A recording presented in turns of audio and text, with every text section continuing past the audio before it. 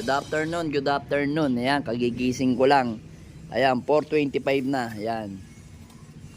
Pagkagising natin, pinakawalan ko agad yung mga young bird natin doon at saka yung apat nating ibon dito na dalawang Peter C, isang Peter B at saka isang Banlun. Ayan. So, ito, ayan, mga naka-display yung mga young bird natin. Ayan, ay, lumilipad sila. Ayan. So, yun. Itong mga to is mga bagong young bird natin. Yung mga nakasingsing ng PFS South. Ayan. Ayan. Bali, ano yan? 5 PFS yan. No? Sige lang, ronda lang kayo. Then dito, ayan. Sobrang init kaninang patanghali. Ayan, no? So, yung young bird natin. Young bird natin na si red pepper. Line ni red pepper yan.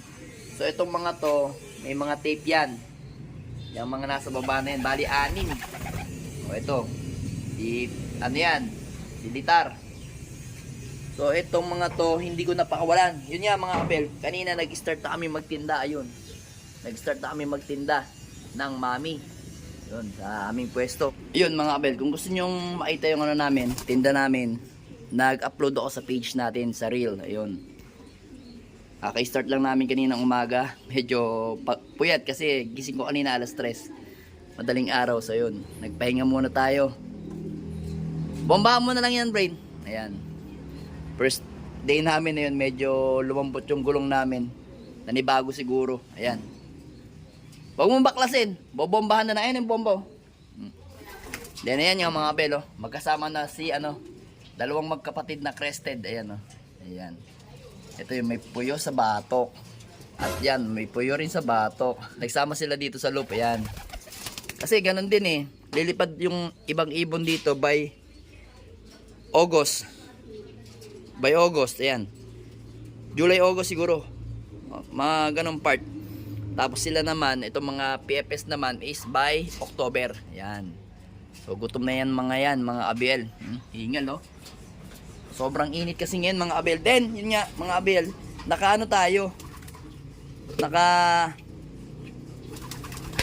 herbal tayo. Ayan. May malunggay, tanglad, luya, tsaka sibuyas. So wala kong nakuha talbos ng kamote. Yun yung tinatawag kong mangkepwing. Ayan yung ginagawa ko tuwing Wednesday. Ayan. Kung nanonood kayo sa YouTube ko,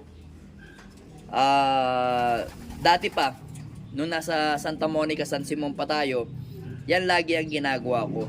Naglalagay ako ng herbal every Wednesday. Ayan. Kasi sa ngayon, kailangan talaga healthy yung ibon natin. Pati yung nandun na lumilipad, mga kabel, yan. Mga naka-herbal silang lahat. Pati dito, ayan, nalipad pa sila.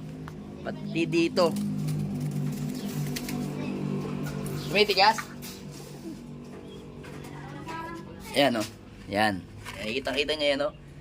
May sibuyas, tapos wala dito naitapon ko na kasi kaninang patanghali yung Yan, may yan, honeybee. Yan. So yung mga ibon natin, meron din dyan. Ayan. Yan yung update sa mga ibon natin. So ito, kukunin na to si Dugyot.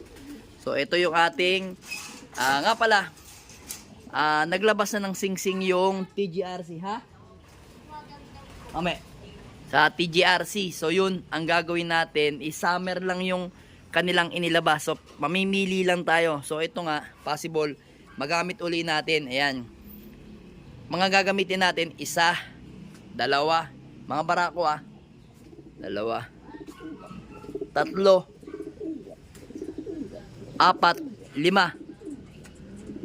5 yung gagamitin natin, or 4 lang na breeder gagamitin natin. Ito kasi napansin ko magaling to sa sa ulanan, ismasyan tong lahi ng Peter Bigo. Ito, any weather, magaling. So ito, hindi na natin gagamitin ng summer, si Peter B. Kasi nahihirapan yung mga anak niya pag summer, sobrang init kasi. Pero sa south magaling. Ibig sabihin, winter at saka south magaling yung mga pero pag sa initan, hirap na hirap sila. Yan. So yun ang gagamitin nga natin. Then ito yung ibon na yan, ayan, yung ating lahi ni Arden. Yan. Then si Pandora, yan mga kabela, lahi ko yan, Pandora ha. Yung lahi ni Sir Manigo, yung kapopos ng kahapon, Pandora din ang pinangalan niya. So yun, ang ibon ko kasi naunang ipangalan is Pandora talaga. Lahi ng mga Pandora yan. Pero iba yung Pandora ni Sir Manigo. Yan. Ibang Pandora yan. Yan o. Tignan mo, may sensor o. Pandora ng mga one-tie yan. One-tie. Yan. Kaso tinatawag ko siyang Pandora. Hindi ko na tinatawag na one-tie siya. Pandora na lang. Ayan. Mas gusto ko kakaiba Pandora. Pero sariling bloodline ko yan, Pandora. Tapos ito, yung Arden natin. Ayan, Victor Lim. Tapos yung Victor Lim din. So, ang mangyayari niyan, isang clutch lang kasi meron tayong BBC na singsing ng South. Kailangan lang natin kumuha ng isang young bird dito. Then, yung isa, ewan ko lang kung anong gagawin ko. Gagawin ko na lang all bird. Then, hiwalay na uli sila. Then yun nga, gagamitin natin ng summer yan. Ito. Itong hen. Itong hen. 2, 3, 4. Yan. 4 na hen ang gagamitin natin. Dalawang Victor Lim. Yan, Victor Lim at saka Victor Lim. Tapos isang Pandora.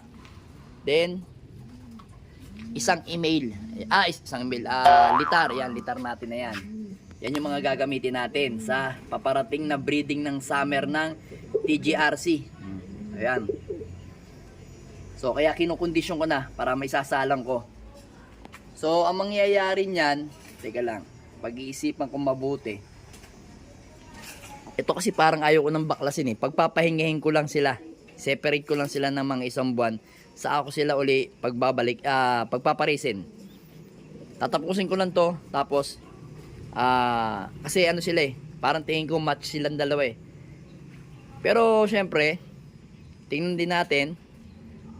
Kasi nagsusubo pa sila eh. Pero for the meantime, ang plano kong pagparisin talaga, pinag-iisipan ko,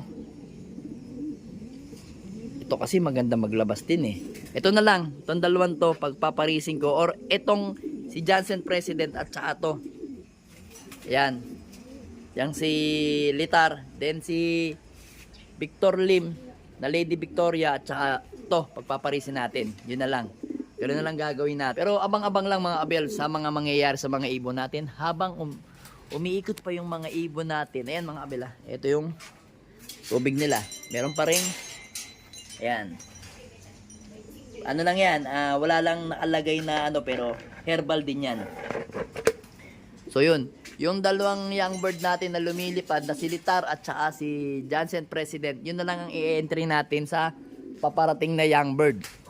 Dalawa na lang i-entry natin. Then yung isa dito na lumilipad na si Palawi is yun, isasakay din natin. Sasakay din natin yung bali 3 ibon na lang isasakay natin. I-stop na natin si ano dyan.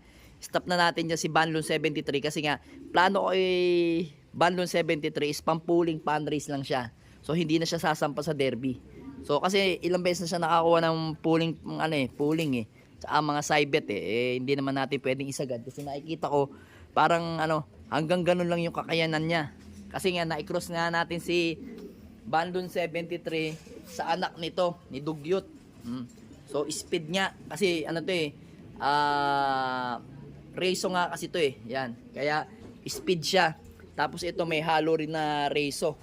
Banlon tapos may pasok na Doy and Joey Galang na kulit line. Ibig sabihin Japan pa rin 'yun. Kaya matutulin yung ibon. Kaya ang nangyari sa napalabas ko is matulin lang. Pero medyo pangit ang lipad sa sa derby. Meron ganong ibon.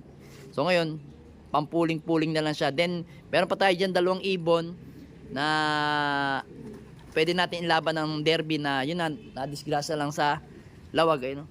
Nalipad din dyan si Peter C. na magkapatid. Yan. Sarap ng lipad nila, oh. Ayan, yan si Peter Sian. Yan, bababa na yan. Ayan, si Peter Sian, oh. Pagod na pagod ang mga ibon natin. Ayan. Pagod na pagod. Ayan, ayan yung magkapatid. Ayan yung i-entry natin sa susunod. Alam ko kasi palaro ang BBC. Yung summer ngayon nila. Sasabay tayo sa sa Maynila. Ayan, oh. Babait ng mga ibon natin. Ayan na. Oh, dun. Ayan na. Hinahanap ni Banlon 73 yung asawa niya. Hinahanap niya. Ayaw ko ng parisan si Banlon 73. Pasok. Pasok. Ayan. Pasukin lang natin sina Ingal Kabayo. Pasok na kayo. Pasok na kayo. Pasok na. Ayan. Yun mga kabel. Bubugawin na lang natin yung mga ibon natin. Papasukin natin dito. Ayan. Tsaka yung isang yun. Sino to? Tingnan natin. Kung sino yung mga yun. Tsaka yun. Papasukin na lang natin.